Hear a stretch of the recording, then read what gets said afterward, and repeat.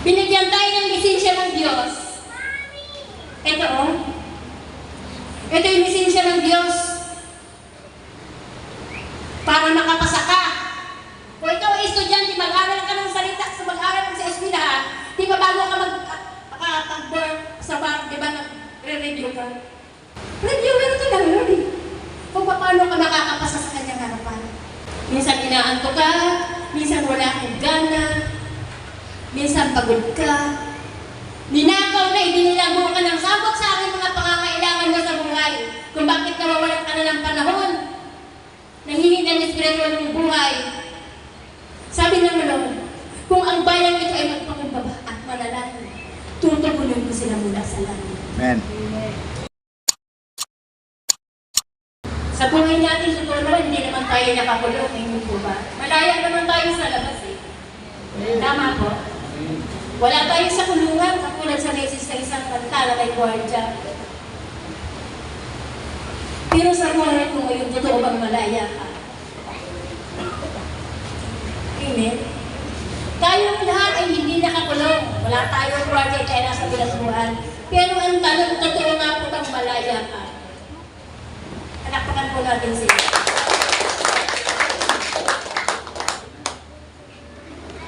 Malaya tayo lumabas, malaya tayo bumakat, malaya tayo gawin lahat ang ating gusto. Pero ang tanong, ang ating pusong isip may kalayaan po ba?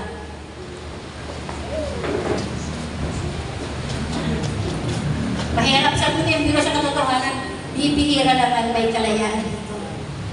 Mapalad na yung tao may malalim na tiwala sa Diyos. Kahit mayroon siyang may makabilanggo sa kanyang pusong isip, malaya pa rin ang kanyang mga pagsangkat, pamamagitan ng kanyang pananampalataya, nagkakaroon po siya ng kalayaan. Amen.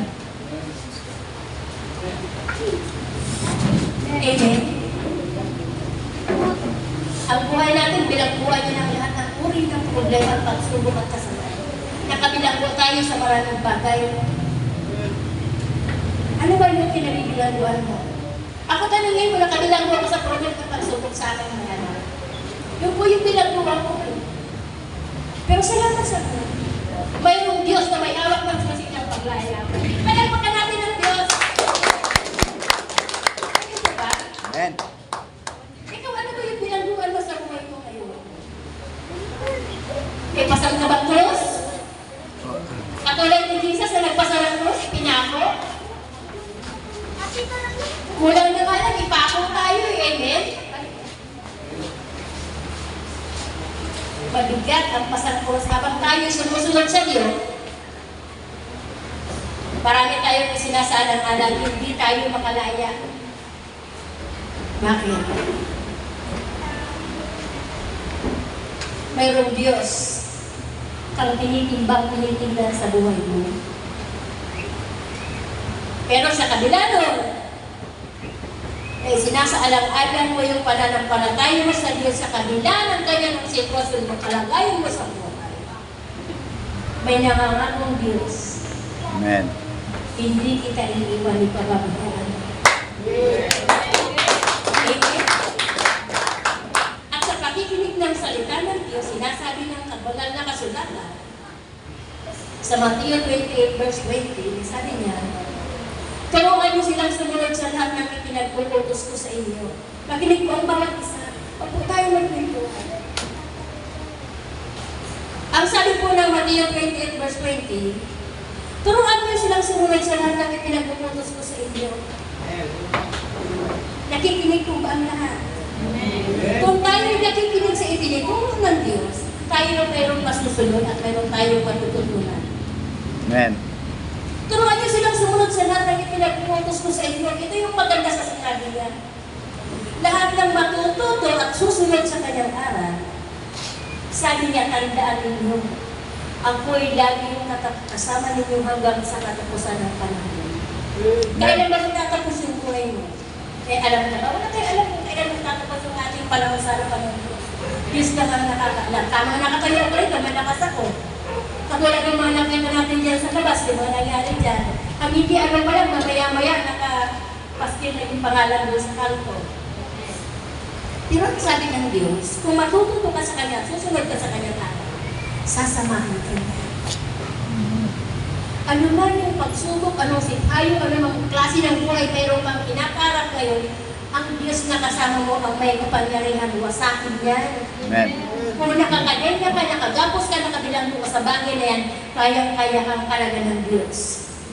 Amen. Si Sister Maya, kung makapagsalita, akala ko naman. Hindi ko ito sasabihin sa iyo kung hindi ko ito mararanasan. Amen. Sa mga nakakakilala sa akin, kapitbahay ko, mahilig na. Pero sabi sa Biblia, walang bagay na mahirap sa Diyos. Amen. Lahat ng bagay ay nasa Diyos. So bakit ka mahihirapan? Eh kung ikaw ay nasa Diyos, wala palang bagay na mahirap sa Diyos. Siguraduhin mo na nasa Diyos ka para wala akong hirap na dinadala. Pagkapat nakikita mo lang sa libat ang problema mo, simpleng bulong lang sa Panginoon. Minuto, segundo, sumasagot ang Diyos. Amen. Naunawaan niyo po ba?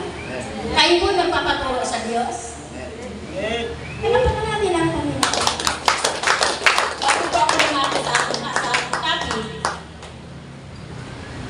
ang sabi po ng Lucas 23, ay sabi po niya rito, maraming Bible dyan, di po ba? Pero sayang, wala pa namang bawas eh. Humihiwalay na yung kanyang balat sa kanyang laman. Ibig sabihin, matanda na po siya. Amen. Amen. Amen po. Amen. Sabi po niya rito, Lucas 23, 32 hanggang 33, sabi po niya, may dalawang kriminal na inilabas ang mga kawan upang patayin yung kasama ni Jesus. Sino rin yung papatayin? Dalawang kriminal. Kasama si Jesus sa papatayin ng mga kriminal. Sabi po niya, nang dumating sila sa isang bundok na tinatawag na buo, ipinako nila si Jesus sa krus. Ipinako rin nila ang dalawang kriminal, isa sa kanyang kanan at isa sa kaliwa. Sinabi ni Jesus, Ama, patawarin niyo po sila sapagkat hindi po nila nalalaman ang kanilang ginagawa. Yung taong kasama niya na nanuluya sa kanya, yung kabila ay nagpapakumbaba. Sa buhay na ito, hinahanap ng Diyos yung pagpapakumbaba. Amen. Ang topic natin ngayon ay pagpapakumbaba. Amen po. Amen. Minsan tayo yung Kristiyano na pinagpagtaglay pa tayong angas, sabi ng mundo. Sabi ng mundo, maangas yan. May taglay pa yan na, alam mo na. Tama po ba? Tama po ba? Amen. Walang pwedeng mag-deny. Yan. Kristiyano na yan. Pero iba yan.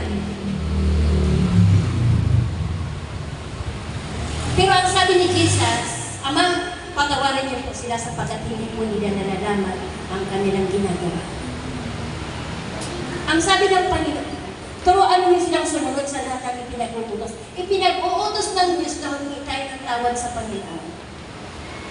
Sabi niya, nag-uusap siya sa Ama, patawarin niyo po sila. Isipin natin mabuti. Namatay si Jesus sa cross dahil sa atin. Pero hindi pa tayo matao. Nasa bilangguan pa rin tayo ng ating pagkatao. Kahit matagal na tayo nasa Diyos. Amen po ba? Kaya-kaya tayo talaga ng Diyos. Ang tanong, gusto mo bang makawala niya? Meron tayo sa kanila.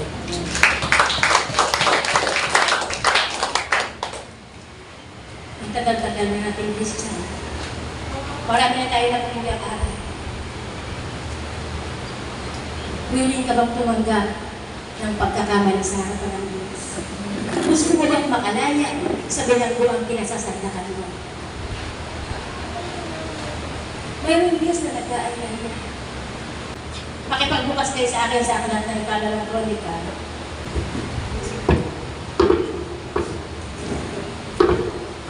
po niya rito, kung makinig po kayo mabuti, ngunit kung ang bayan ito na nagtataglay ng aking kapangyarihan,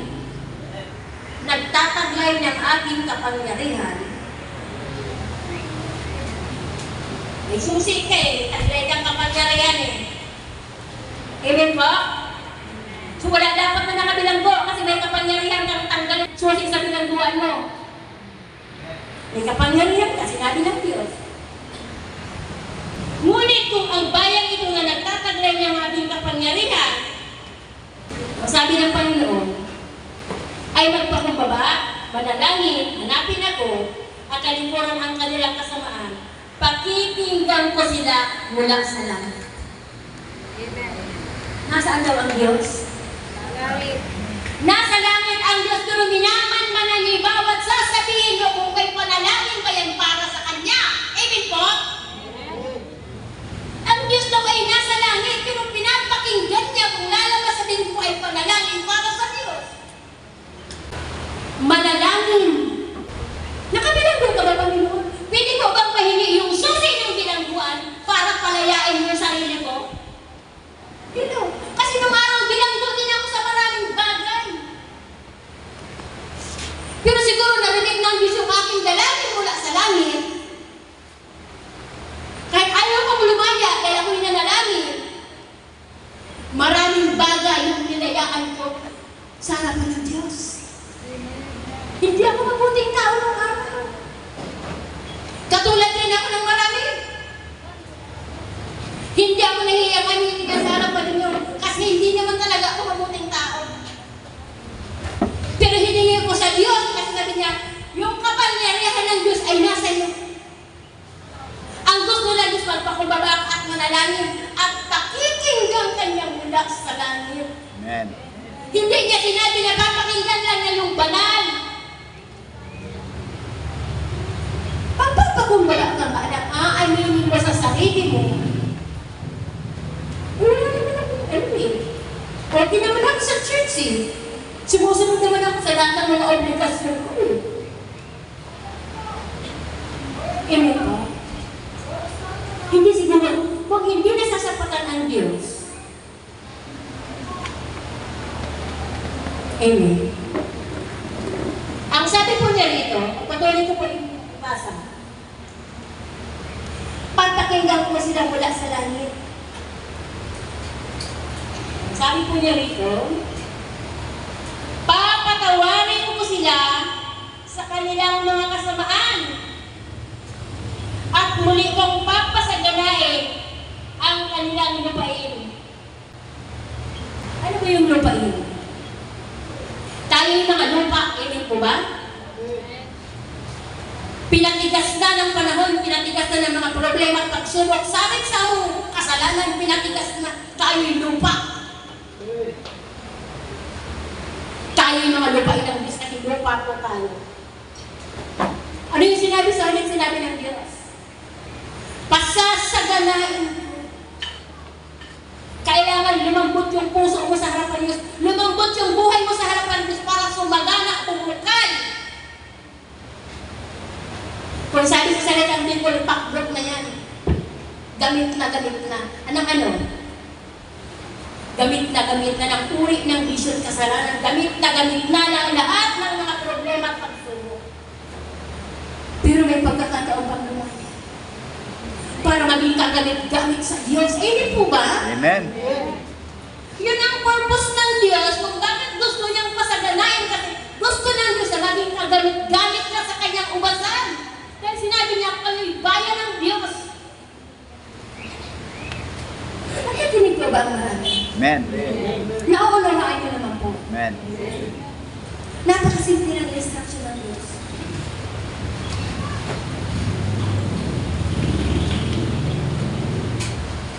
Pwede ang pwede sabihin, ay, laging malakas yan. Hindi po ganun eh. Laging malakas yan, huwag sanay sa pananampalataya.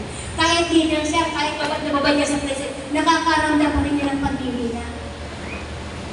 Pero yung kahinaan, huwag mong naging dahil ng lisensya yan para ikaw eh mag-online sa iyong paglilingkod sa Panginoon. Dahil ang hihina ka. Hindi po lisensya yun.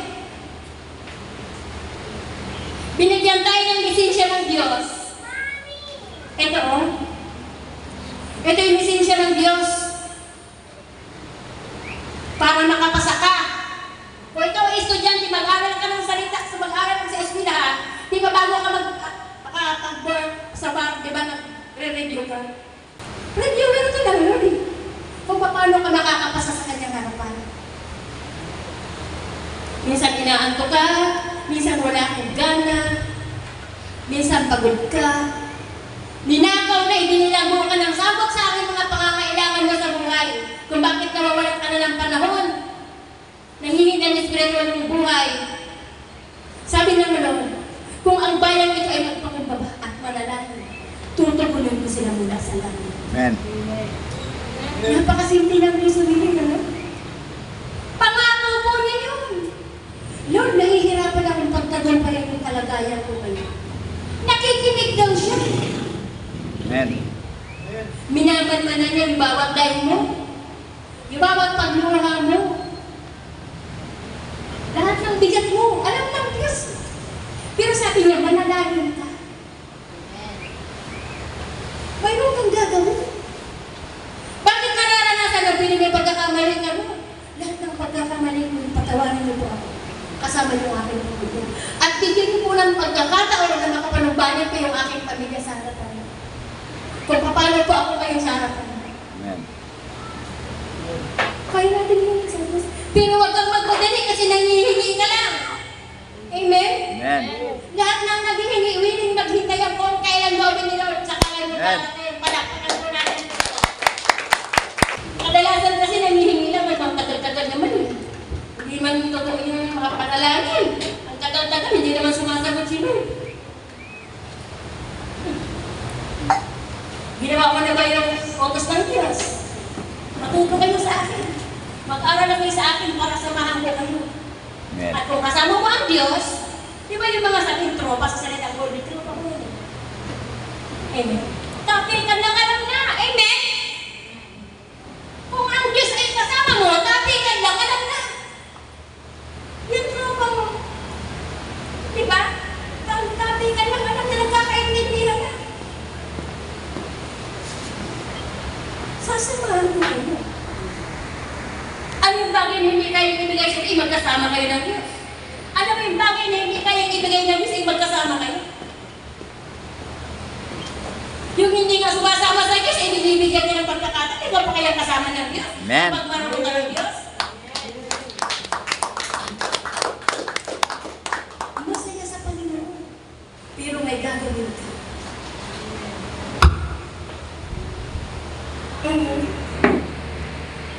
Marami kang isasakripisyo. Gusto mo dyan? Pag sabi ni Lord, huwag mong gustuhin. Kasi hindi mo magugustuhan yung mangyayari. Amen. Huwag mong gustuhin yan kasi sabi ni Lord, huwag yan. Pero pag ginusto mo yung huwag, hindi mo magugustuhan yung mangyayari. Sabi huwag eh. Makinawa niyo ko ba ako? Amen. Hindi ako nagagalit. Purihin ng Panginoon, pinapasabi lang ni Lord. Amen po ba? Amen. Pakikinggan ko kayo mula sa langit, sabi ng Diyos. Ang gagawin mo lang, magpapakubaba at mananalangin. Amen. Yung criminal na eh, di ba? Humingi siya ng tawad sa di ba? Ngayon din, isasama kita sa paraiso. Ngayon din, sasagutin ka ng Diyos, hindi mamaya o bukas. Minsan hindi mo sinasabi, iniisip mo pa lang eh. Saksikin ko rin dyan, di ba? Hindi pa, di ba? Wala pang sumagay kahit saan. Sa isip, sa anong bagay. Pero may inilaan ng Diyos. Kasi alam niya, na natututo ka sa Kanya at willing kang sumunod sa Kanya. At yung pagsama niya, at pagtugon niya ay nasa iyo. Hello? Amen. Yung lugar na tinitirahan mo, yung nakwento ko sa inyo, makilang ulit pinasok na, hindi ko alam, basta manunuba siya, baka na ba yung kanyang purpose, bakit siya pumapasok? Ultimong kalitang gabi, sinasabog niya. Wala akong kakayanan kumuha ng gwardiya. Wala akong kakayanan lumipat sa magandang bahay kasi ito lang yung biyaya ng Diyos na buhay sa akin. Nakukuntin ko na ako lang ganitong buhay eh. Amen. Salamat sa Lord kung pagpalain niya ako sa isang araw. Hindi ko alam. Para maalis ko rin aking kasangkapan. Pero sinabi ko sa Diyos, yung mga bagay na mahalaga na pinagkikita pinagsasabi ko naman, pinagkukulong ko na ating kabubuhay, huwag niyo pong hayaan na mahawakan ng may mga masamang intensyon. At kaya ba ako medyo umuwi? Bakit? Iniwan ko sa Diyos yung mga bagay na hindi ko bayang bantayan. At alam niya na hindi ko talaga kaya. Kailangan ko mabuhay. Amen? Amen. Wala eh, wala. Kami lang ni Lord yung magkasangga sa araw-araw ng buhay. So kami lang din yung magpuprotekta. Siya din lang yung magpuprotekta sa paano ng ating mga hinahin. Kasi may pamilya ka na, nagkanya-kanya sila. Maalala ka lang kung may tawag silang kawalan. Hello, tama po. May mga anak ako malalakas na lalaki. Pero hindi ka nila maalala. Pero sa paano ng kanilang kawalan, magbubukal sila ng kandila. Kasi nabubukal sila. Pag sila meron, sa iba nila dadating. Pero bilang magulang, ayaw mo magkulang sa harapan ng Diyos at sa kanilang gulang anak. Amen. May panahon ng Diyos sa lahat ng bagay. Amen. Hindi ako nagmumurmur. Kung may pagkain, inabutan kumain ka dyan. Pero kung magkakaroon ka, magdidiman ka na wala pa ibigay. Pasensya ka na. Tama po ba? Hindi ko kasi mukha sa kasi maliban talagang hinihingi ng pagkakataon. Kain mo lang ng trabaho, hindi ka na lumutol. Hindi ko yung sinasabi. Kung saan mo dinadala yung kinikita mo, alam niyo ng Diyos. Ang sinasabi ko sa Panginoon yung mga anak ko, gawin niyo po kagaanan ko sa buhay. Amen. Gawin niyo po silang kagaanan sa buhay ko. Iniintay ko yun kung kailan dumating sila sa Panginoon. Pero wala akong karapat magmadali kasi naghihingin lang ako sa Diyos. Amen. Tama ko ba? Amen. Hihintayin ko yung panahon na yun. Alam kong dapat yung araw na yun. Hindi ko alam kung kailan. Sabi nga naman po, sana paglaki ko. Palagpakan natin sila. Sana paglaki ko, buhay ka pa. Yung sila malalaki na buhay pa ako, pero wala. Amen? Pero alam ko, mayroong malaking pangalan dyan sa harapan. Malaking Diyos! At sa buhay na ito, walang sukuan. Amen. Ano ba yung pinapagawa ng Diyos? Kailangan mo magtagumpayan. At pag nagtagumpay ka rin, yung tagumpay na kailangan mo darating yan sa panahon ng Diyos. Amen? Amen. Pwede na ang Diyos eh. Bago ka magreklamo, gumawa ka muna. At kung ginawa mo na wala pa, magreklamo ka, ginawa ko na po eh. Bakit wala ko eh? Amen? Pero kung hindi ka pa, wala ka pang ginagawa. Pakibukas mo kayo sa Isaiah 59, verse 20. Ang sabi po niya rito sa 20, sinabi ni Yahweh sa kanyang bayan. Ano nyo raw po sinasabi? Bayan. Sa bayan ng Diyos. Kanina, yung bayan niya kailangan magpakumbaba. Amen. Kailangan manalangin. Ang sabi po niya rito, sinabi ng Diyos sa kanyang Yahweh sa kanyang bayan, pupunta ako sa Zion upang tubusin. Upang tubusin, sabi niya rito, ang mga taong wala sa lahi ni Jacob na nagsisisi sa kanilang kasalanan. Sabi po sa 21, ito ang aking kasunduan sa inyo.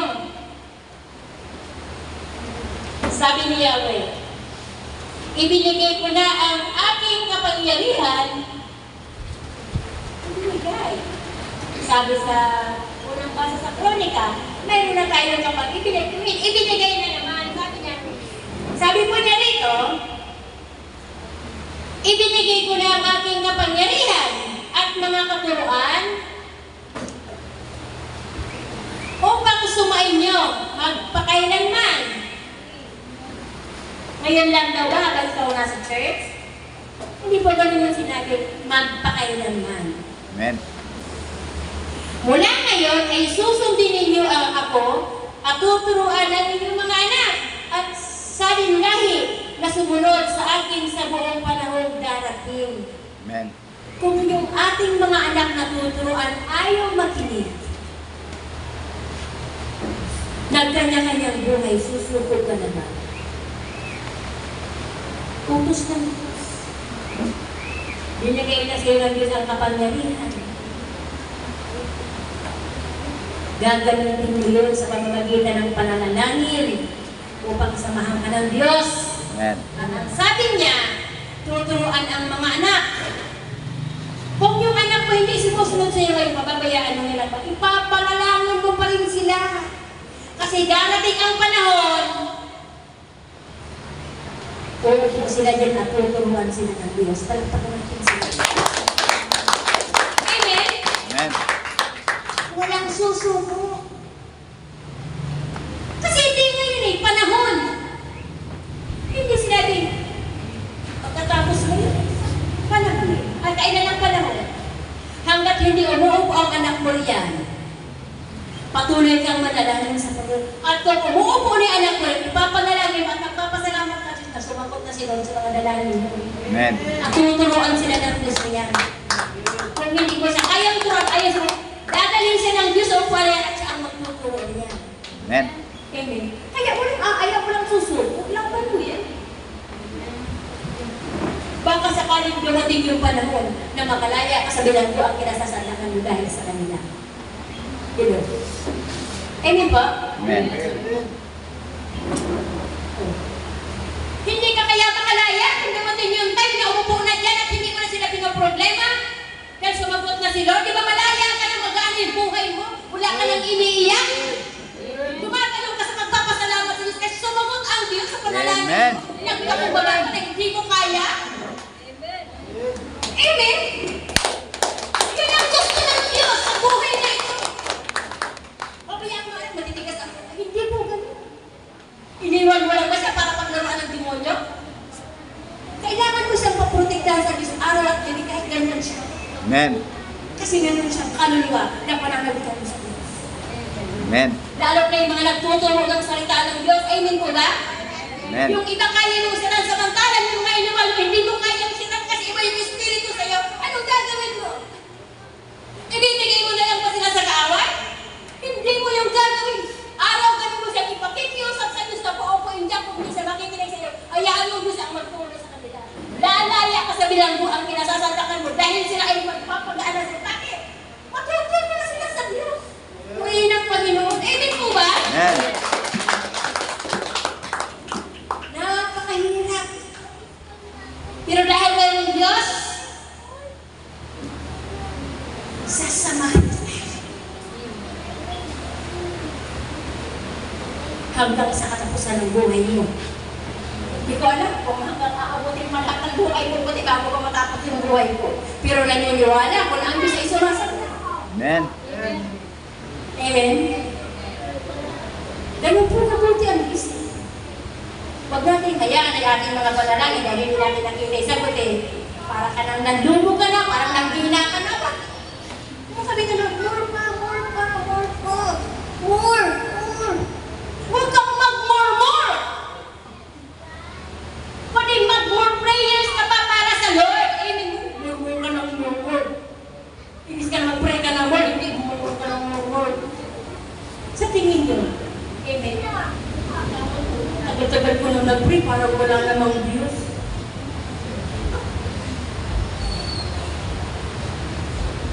Kung alam mo yung Biblia, alam mo may Diyos.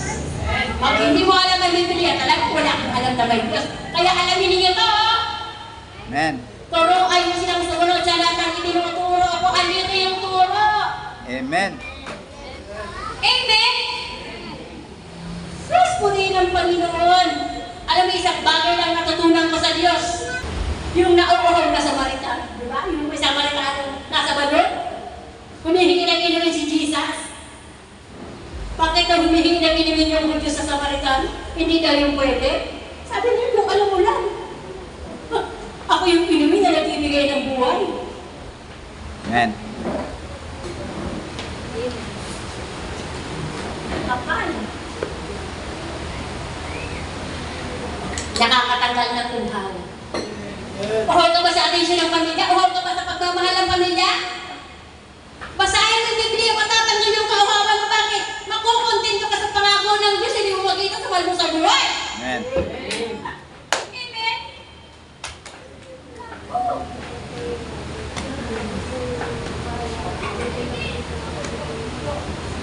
Yung mga kauhawan, malaya na tayo diyan mula nang nakilala natin si Jesus at nandito na siya. Sabi ni Sir Felisa, ang dagat na hinalap, nandiyan ka na hinalap. Bakit naging banal na tahanan yung buhay mo? Kasi dito siya titira. Amen.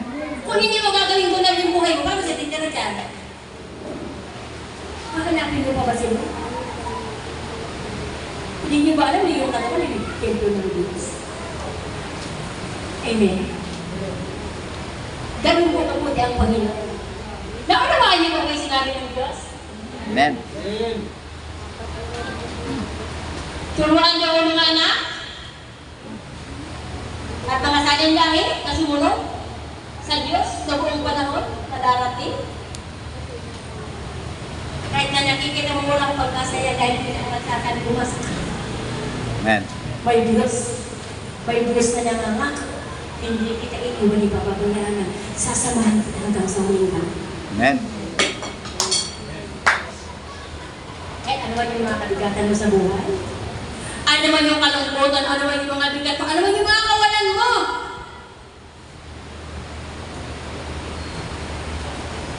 Ako naman may akong kalungkutan sa ako na lang, wag na yun. Marami akong kalungkutan bilang yun. 29 years akong walang partner sa buhay. Wala pa ako sa Panginoon, iginapang ko yun, ano nga ako na mabuhay. Nung magsilaki, may kanya-kanya silang gusto sa buhay. Pero hindi ko sila sinunod. At kahit kailan, hindi ko sila isusunod. Amen. Bakit? Mga anak ko sila. Pinahulanan ko sila ng buhay Paris doon. Alam ko may Diyos. Amen. Kung sakaling sabi ng pastor na, hindi mo yan makita na nakaupo din buhay-buhay pa. Sa pag-alis ko sa daigdig, nandiyan sila. Salamat sa Panginoon. Amen. Amen. Hindi ka pa rin naman nalito. Kung hindi yung ating buhay, bibig siya, sabi ng Diyos. Umanap ka. Hanapin mo ang Diyos. Makikita mo niya. Amen. Ano po kamuti ang Diyos? Kaya, minsan nahihirapan kayo. Minsan, ang mahal na mamasahe. Pamasahe lang. Kaya niyang ibalik ng Diyos. Amen. Kayang ibalik ng Diyos lahat ng nawala sa iyo dahil sa Diyos. Nawala ka ng income ngayon dahil umayo ka, nag-Bible study ka. Nawala ka ng extra ngayon dahil nag-fasting ka. Ayaw mo ngayon kahit may income ka dapat. Alam ng Diyos yun. Sabi nga niya kay Apostol Pablo, sapat na lang yung habag na yun. Sapat na. So, ibig sabihin, kung sapat, kung ginawa mo yun sa Diyos, at medyo sa tingin mo kapos, kung may extra wag mo, magpag-aralan ng mga lakto para magpasa ka sa Diyos. Kung maluho ka ngayon at wala kang tinulo kasi galing ka sa gawain Diyos, hindi ka kumita, pagkasino mo mali meron ka. Amen. At masaya mong tanggapin sa sarili mo, yun lang yung kinayanan mo sa araw sa pinabukasan, may plano ka din sa kinabukasan. Kasi natin alam. Pinoy. Amen, diba? Ganun kasi hindi ang Diyos.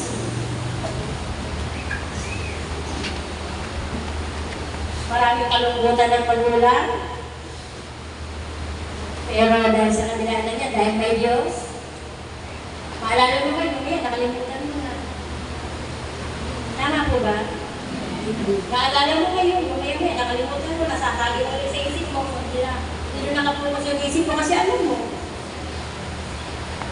Sabi ng Jeremiah 33 verse 3, sabi mo natin. Para malaman po natin kung ano sinasabi. Nagpapakilala ang Diyos, wala ka sa 32.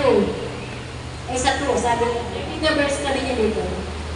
Ganito ang sabi sa kanya. Ako ang lumikha, umugis, at nag-ayos ng buong daigdig. Jeremiah 33, 2 hanggang 3. Ulitin ko. Ganito ang sabi sa kanya. Ako ang lumikha, umugis, at nag-ayos ng buong daigdig. Yahweh ang aking pangalan. Kilala ko siya. Hindi ko ba? Yahweh ang aking pangalan. Yung pangalan ng Yahweh, Jesus po yun. Sadyan po yun. Sabi po niya sa 33, sa 3, kung tatawag ka sa akin, ay tutugunin kita.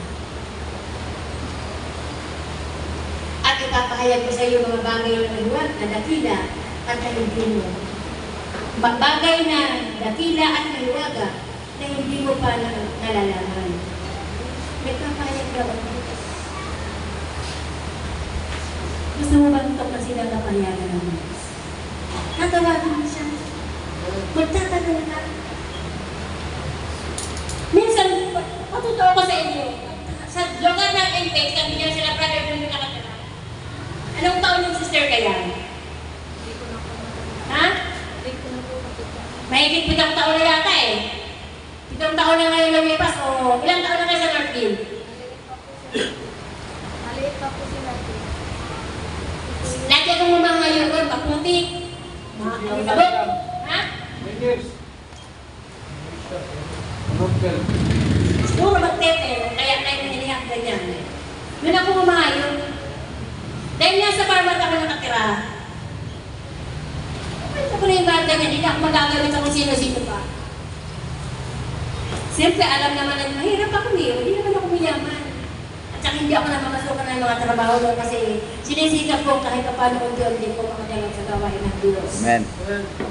Pupunta ako sa Intex, napakalayo ng Intex, alas 3 na nga, wala akong payo. Napakaitim ko nun, sobrang bait ako, sobrang itim.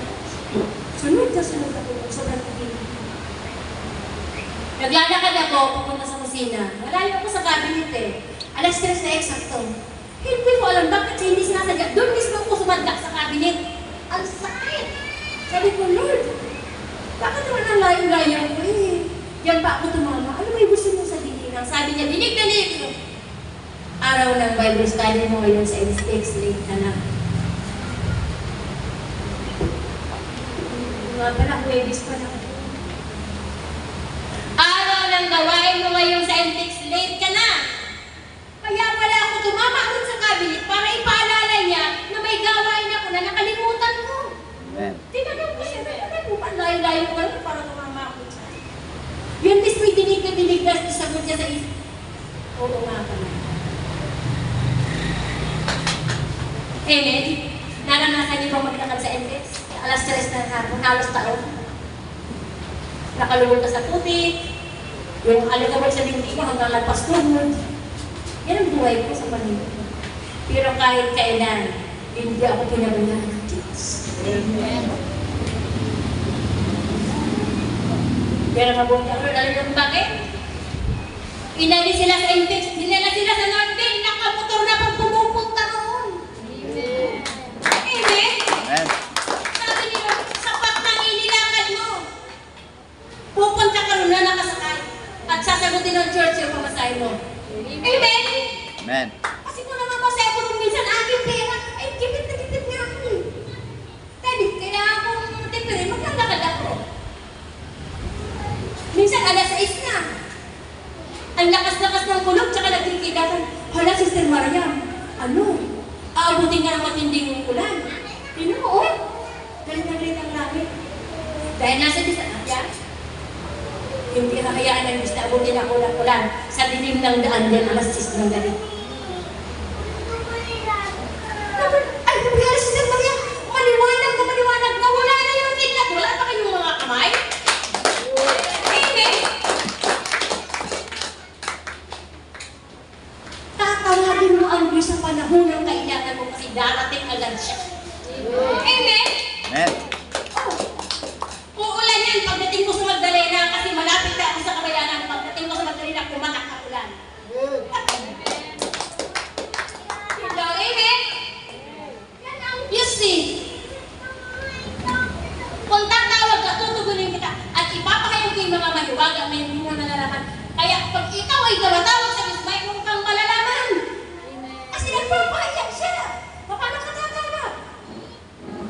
Paano malalaman yung pahayag niya? Tawag ko ng tawag, hindi mo naman pinapakinggan yung sagot. Ano yun yung sagot ko? Amen. Hello? Ano yung nabasa mo? Yun ang sagot. May nalaman ka po ba? Eh, siyempre meron. Sabi niya po eh. Amen? Ganun po mabuti si Lord. Naantok na ba kayo? Huwag kayong maantokin. Ang ingay ko, aantokin pa kayo. Hello? Tama po ba? Last verse ko po ito eh. Sabi po sa Isaiah 60 verse 22. Sabi po niya,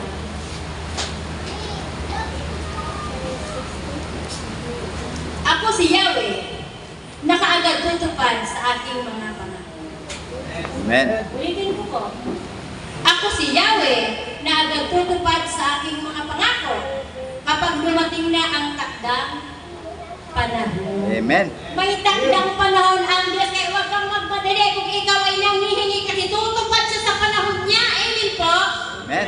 Huwag kang mainip, huwag kang magsawa, huwag kang umalis, manatili ka riyan para makita mo yung kanyang sagot. Dumating yung kanyang pangako sa iyo. Itatlong taon na ako yan, wala naman nagkaya na sa kami, prito eh, wala eh. Ay, paparating na pala, umalis ka. Asan ibibigyan ko, wala na. Yun ang kapila, yun ang makakatanggap. Amen po? Ay, tutupad sa takdang panahon. O, hindi na ba siya tutupad? May pangako siya, tutupad siya, sinabi niya, tutupad siya. Kaya kung mainipin ka, walang matutupad kasi aalis ka. Pag ginawa mo yung talunan ka. Amen po? Manatili ka riyan kasi yung pagtupad niya darating sa panahon na loobin niya. Ay palabas ka na, pagpasok ka, lumabas ka. Hindi niya kayo nagkita. Amen? Nanaunawaan po ba kayo? Amen. Ang gusto ng Diyos, magpakumbaba, manalangin. Amen? At nakikinig lang siya doon mula sa langit.